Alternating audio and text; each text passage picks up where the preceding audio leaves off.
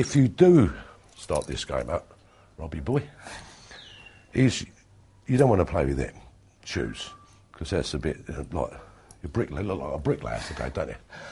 They're fairly comfortable. They're comfortable, okay, but if you was in a tournament or would you wear them indoors? No, not really. Why are you wearing them here then?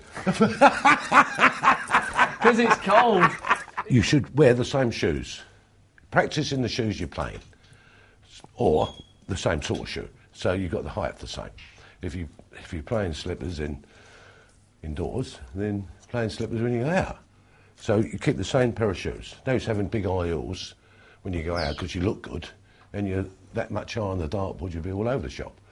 Also, I mean, I haven't got the time, obviously, but it's the counting on the dartboard is probably 25% of your game as well. But that comes in time. Everyone said, well, he's a good dart player, but he can't count. But I was a good dart player. I still can't count, but I was a very good dart player quick. But it takes time to learn all the combinations. It's like telephone numbers. I ask you a telephone number, you can tell me your mum's telephone number straight away. Yeah. Without thinking of the number. And it's the same as the shots out on the dartboard. You learn them automatically. You don't see the number, you just do it automatically. Because you repetition doing it all the time, the shot out, you practice that shot out. Like if you've got 61 left, I'll go treble 15, double 8. 15 leaves you 10 or a 6. Because if you miss with the first dart, you've got 10 or a 6, you've got a 10 and a 6 next to each other. Doesn't matter what you hit, any treble, any double, you've got to finish. A lot of people go for 25. Okay? But they're aiming for a bullseye. If they hit it, they've got to hit a single segment. So I teach people not to go that way. Go the way you've got more chances with the bigger target. And practice that shot. So if you were saying, right, I'm going to take out, I'll give you a proper shot out, and you'll practice one shot a week. Keep doing it. 61, treble 15, double 8, treble 15, double 8, treble 15, 15, 10 or 6, 15, and in the end, you get, it's automatic. So pure instinct. It's, yeah. Without even thinking. They're not saying they can count, it's just they don't can't count. They're not mathematicians. They've learned the memory of combinations. And that's what you do. But if I said to you, what is Shanghai and 16s, because you're not a dart player, you're trying to add it up in your head. But all you do is double the treble. Right. So Shanghai and 16s, double the treble, 96. Shanghai and 1s, double the treble, 6. And that's how I teach the kids. Right. But that's how you can learn, you can teach yourself to count on the dartboard. Simple maths first, so you know where all the trebles are, what they all add up to, what all the doubles, that's the basics of counting on a dartboard. It seems, as a total newcomer to darts, as though so much of the sport at the top level is about your mental strength and, on a very basic level, holding your bottle. Well, it is, yeah. I mean, there's some great dart players about. I mean, I travel all around the world and I meet some great dart players. Great indoors, great in their pub, in their club. You put them on that stage, 2 foot up, and there's 2 words that muck all dart players up. Game on. And they want their mummy. When it's game on, where's my mummy? Nervous system goes. And what they can do, normally, your nervous system doesn't allow you to do. And they get the old shakes and they miscount everything, because they're not used to it. Once you get into the game, it goes, the feeling. After the first set, it's gone. But it's just that, you know, you're playing at 2:30, you think, OK, 2:30, I've got 3 hours yet. Look down, you think, oh, I've only got 5 minutes. It's that quick. And then you get the buzz in your stomach. One thing that struck me when I worked with you at Bridlington was how nice everybody was. It does seem, it sounds a bit of a cliche, but it does seem in a funny kind of way, it's a game for gentlemen.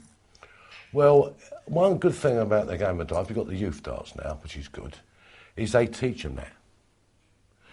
You shake hands before you start, and if you lose, you shake hands, well done.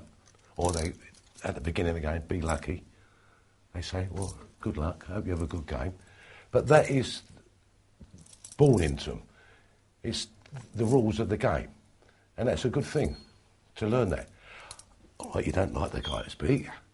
You can swear underneath your breath and call him all the names. But you go, Thank you very much. Very nice.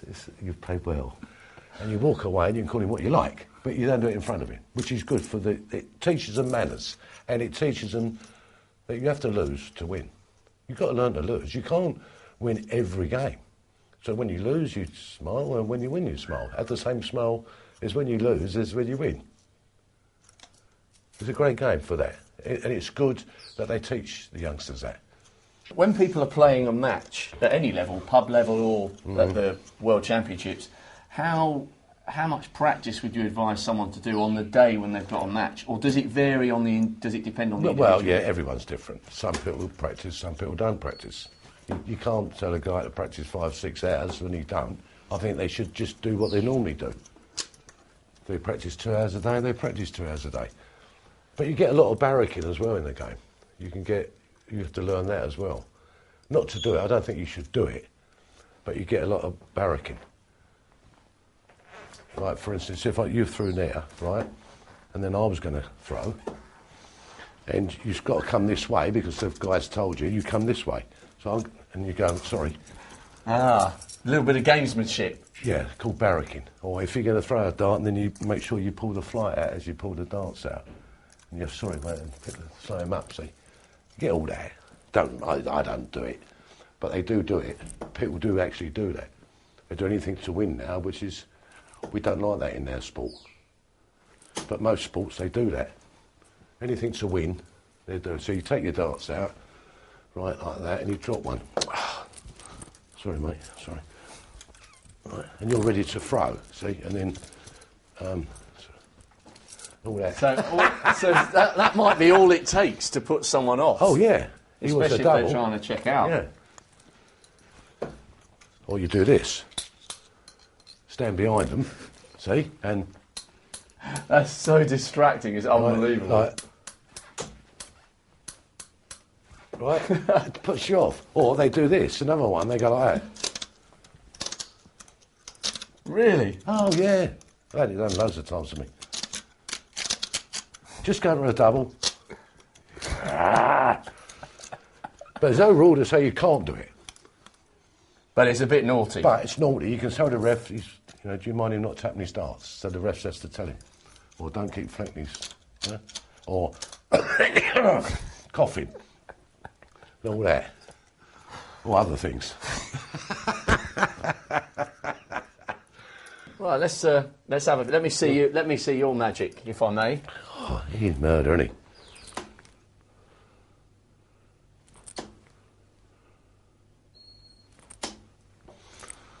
All right, Robbie, let's see how you like bullseyes. Pressure's on.